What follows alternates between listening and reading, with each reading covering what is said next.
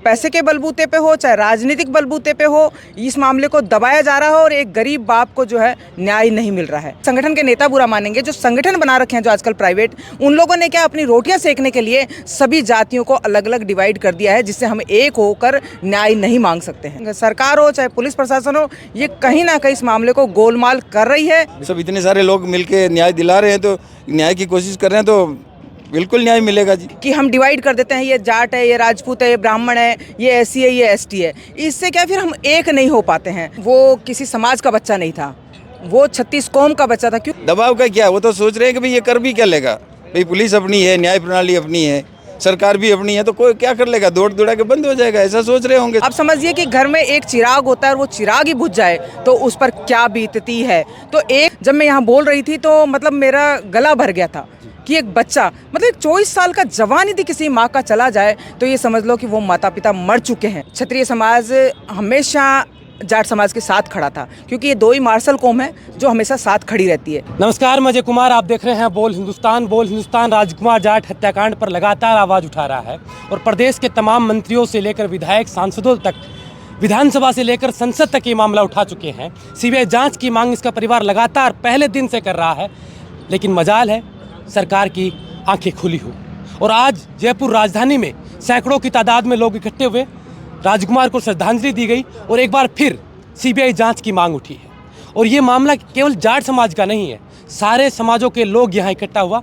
किरण शेखावत हमारे साथ हैं और इन्होंने मजबूती से आज यहाँ बात रखी। इनसे जानने की कोशिश करते हैं कि सरकार की इस रवैये पे ये क्या समझते हैं। मैडम, देखें तो एक इसे जातीय रूप दिया जा रहा है कि राजकुमार जाट था, क्या फ़र्क पड़ता है, 3 सरकारें हैं, तीनों भाजपा की सरकारें, कैसे देखते हैं एक बच्चे के साथ ये घटना? देखिए, वो किसी समाज का बच्चा नहीं था, वो 36 कौम का बच्चा था, क्योंकि वो यूपीएससी की तैयारी कर रहा था। जब बच्चे यूपीएससी की तैयारी करते हैं तो वो सभी 36 कौम के बच्चे हो जाते हैं, वो किसी एक समाज के नहीं होते। और सबसे बड़ी हमारे में यही कमियां हो रही हैं कि हम डिवाइड कर देते हैं, ये जाट है, ये राजपूत है, ये ब्राह्मण है, ये एससी है, ये एसटी है, इससे क्या फिर हम एक नहीं हो पाते हैं। तो ये एक हमारी मानसिकता और हमारी जो कई, देखिए मैं आप बुरा मानेंगे आप पर, और कई संगठन के नेता बुरा मानेंगे, जो संगठन बना रखे हैं जो आजकल प्राइवेट, उन लोगों ने क्या अपनी रोटियां सेकने के लिए सभी जातियों को अलग अलग डिवाइड कर दिया है, जिससे हम एक होकर न्याय नहीं मांग सकते हैं। आज 30 दिन हो गए हैं, लगभग 28-29 दिन हो गए हैं और ये परिवार जो राजकुमार के पिता हैं, ये बार बार कह रहे हैं कि मेरे बेटे की सीबीआई जांच करवा दीजिए। अगर प्रशासन वहाँ का इस मामले को एक्सीडेंट दिखा रहा है तो सीबीआई जांच करा कर दूध का दूध पानी का पानी कर दे, लेकिन सीबीआई जांच की मांग तक नहीं मानी जा रही है, एक एफआईआर तक दर्ज नहीं हो रही है। कानून व्यवस्था को कैसे देखते हैं? 2 प्रदेशों का मामला है और हज़ारों की तादाद में राजस्थानी लोग प्रवासी होकर वहाँ जाते हैं काम व्यापार के लिए, किस तरीके से देखते हैं? देखिए, आज एक पिता न्याय के लिए जब अपना कारोबार, अपना काम सब कुछ छोड़ के, क्योंकि एक ही बेटा था, आप समझिए कि घर में एक चिराग होता है और वो चिराग ही बुझ जाए तो उस पर क्या बीतती है। तो एक पिता उसको, चलो बेटा तो गया, पर उसको यह है कि मेरे बेटे के लिए मुझे न्याय मिल जाए तो उसको आत्मसंतुष्टि मिल जाएगी। जिस तरीके से प्रशासन कह रहा है, जो मैंने सोशल साइट में वीडियोस देखे थे अधिकारियों के, कि नशा करता था, किसी में देखे कि आपका बेटा आपसे दूर क्यों रहता था। अरे भाई, पढ़ने के लिए बच्चे दूर रह सकते हैं, कितने लाखों बच्चे बता दो, करोड़ों बच्चे मैं आपको बता दूं जो अपने माता पिता से दूर रह रहे हैं, पढ़ रहे हैं या अपना काम कर रहे हैं। तो ये तो कोई एक्सक्यूज़ नहीं है कि आपसे बच्चा दूर रह रहा है। और नशे की तो नशा कर रहा था तो वो यूपीएससी की तैयारी कैसे कर रहा था। इस चीज़ का बहुत बड़ा एक है कि सरकार हो चाहे पुलिस प्रशासन हो, ये कहीं ना कहीं इस मामले को गोलमाल कर रही है और हम सबको एकजुट होकर इस मामले को उठाना पड़ेगा। क्या जो ये तमाम तरीके के आरोप प्रशासन की तरफ से लगाए जा रहे हैं और जो कहानियां बनाई जा रही हैं, क्या इस मामले को दबाने की कोशिश की जा रही है? आपको लगता है बिल्कुल कि इसमें बाहुबली विधायक, देखिए, कोई ऐसा एविडेंस रखते ना तो थोड़ा हम लोग भी यकीन कर लेते, क्योंकि मैं सोशल साइट पे बहुत ज़्यादा एक्टिव हूँ, बहुत सारी चीज़ें देखते हैं, तो हम यकीन कर लेते कि ठीक है, ये बच्चा, जैसे कोई बच्चा कोई काम कर रहा है, वो उसको आप बोल देते नशेड़ी है, तो हम मान लेते कि भाई, पर इस बच्चे में ऐसा लगा नहीं। तो कहीं ना कहीं ऐसा हो रहा है कि जो है पैसे के बलबूते पे हो चाहे राजनीतिक बलबूते पे हो, इस मामले को दबाया जा रहा है और एक गरीब बाप को जो है न्याय नहीं मिल रहा है।